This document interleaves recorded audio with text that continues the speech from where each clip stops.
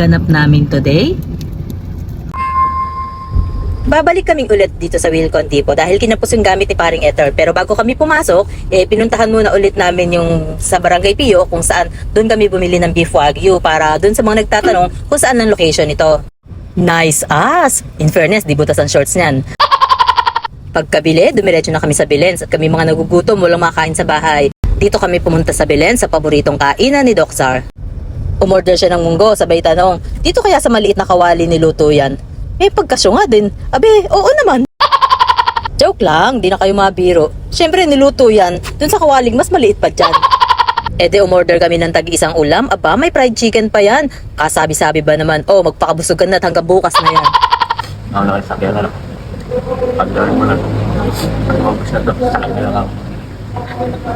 Di ko maintindihan kung ano yung binubulong at kumakain ako. Yung pala, mauna na raw ako sa sasakyan.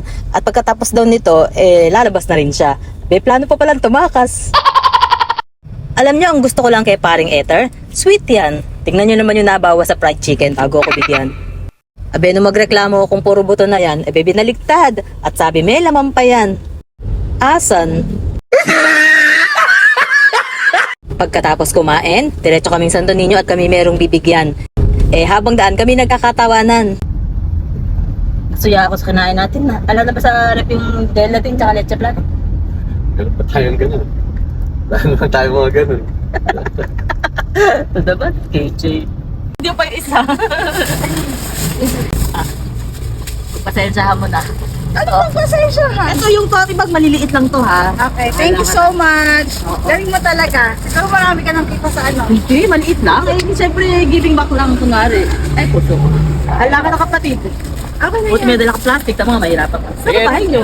Ayan po, pag gusto mo. Sa bahay. Tignan nyo nga. Ang galing ko mag-manifest. Akalain nyo ba namang may dala siyang leche plan?